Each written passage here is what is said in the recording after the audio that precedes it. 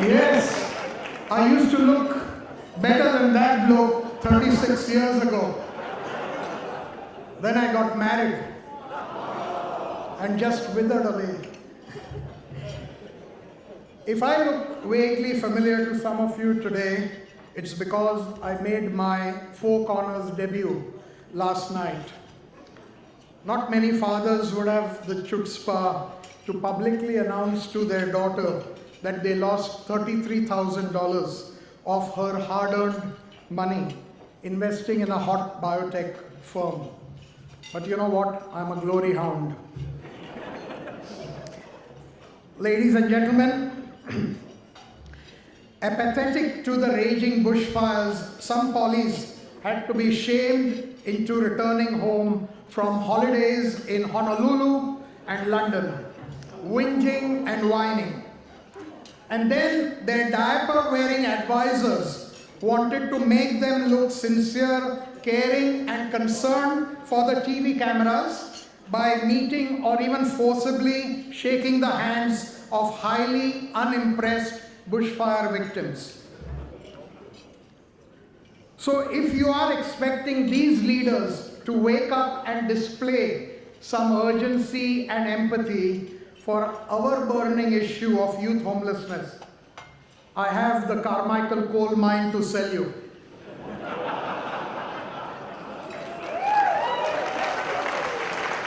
I will even throw in a free resort in Hawaii and 270 billion liters of water from the Great Artesian Basin. Hey, Fritzy, without waiting for a republic, you can then factually rename Queensland the Republic of Kalahari.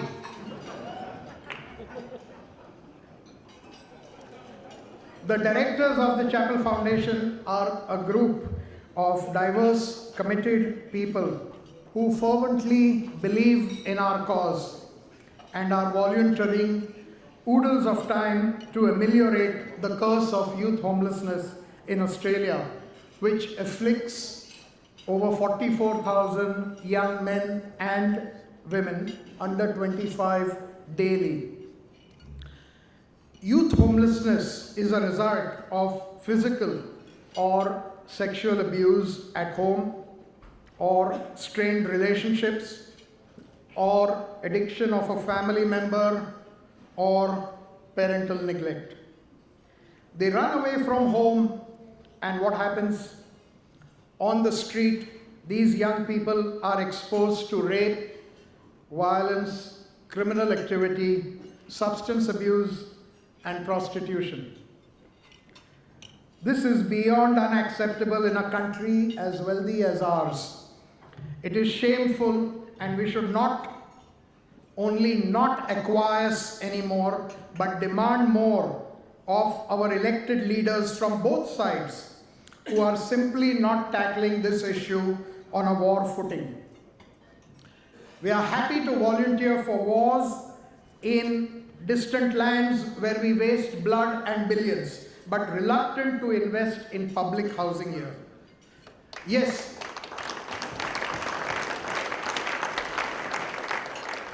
Yes, building social housing, as Finland has proven, is the fastest and most effective way of reducing youth homelessness. Gosh, who would have thought that?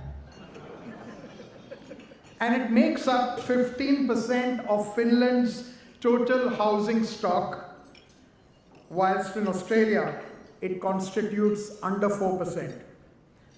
There is a firm agreement in Finland between the municipalities and the property developers that 20% of new development is dedicated to social housing at the same quality level as for the private rental market. Housing there is seen as a social right, a basic social infrastructure rather than the playground of finance and speculation. Meanwhile, the Chappell Foundation runs on the smell of an oily rag, and we pass on everything raised without clipping the tickets. We ally with like-minded charities who are at the coalface in combating youth homelessness. A couple of our NGO partners and their inspirational founders and CEOs are in the back of the room this evening. And of course, Bernie's been already welcomed from Backtrack. And so has Max Condry and Jason from Stepping Stone. You guys are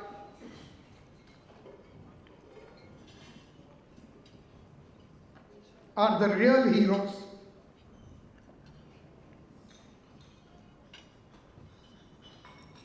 We are merely raising money. You are changing lives.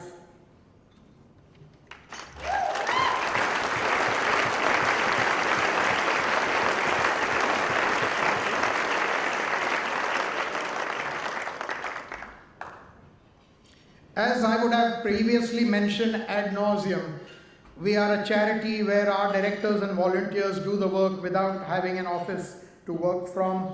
We thus have zero overheads, and everything raised goes to help the young homeless.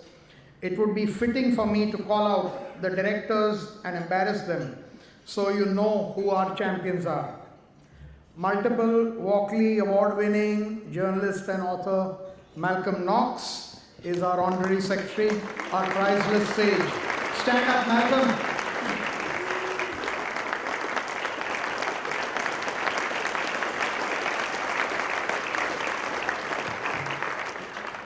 Peter Lawler is almost capable of being called a veteran cricket writer these days.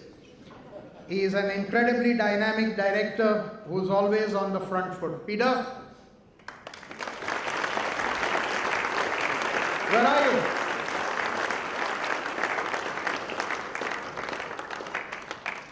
Veerapool has done a ton of work and helped organize this dinner,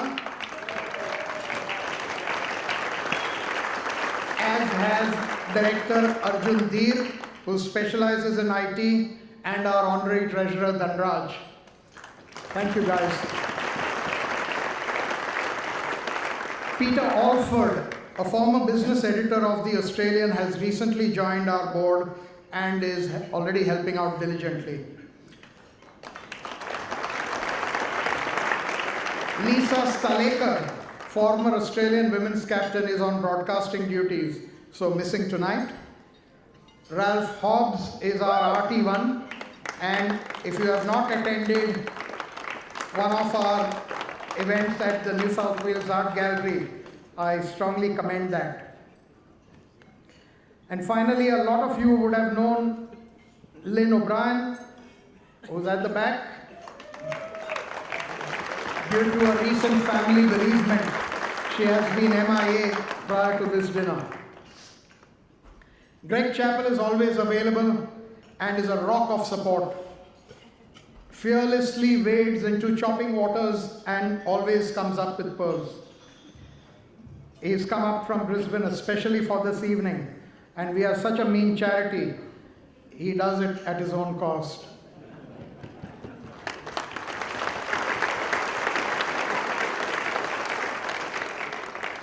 Stacey Garlick of Link Group was on part-time secondment to us for a month, and she has slogged ridiculously.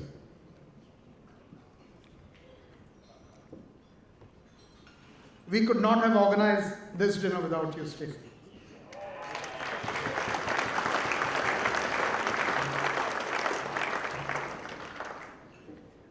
And this is where my lacrimal glands give up.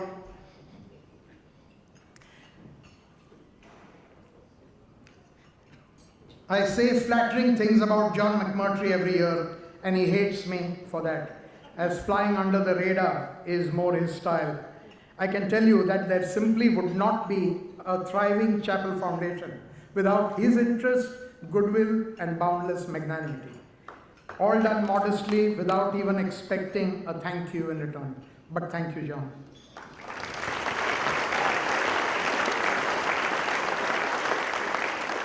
Folks, we are going to have to do a lot of this ourselves. The fact that despite suffering from extensive donor fatigue, at this terrible time in our country's history, 485 of you are here to concurrently back us after tirelessly supporting various bushfire relief efforts earlier speaks volumes about your bloody, bleeding hearts. Mind you, these clawing words are only meant to loosen your purse strings. I happen to know that less than 85 of you, 85, have spent anything this evening.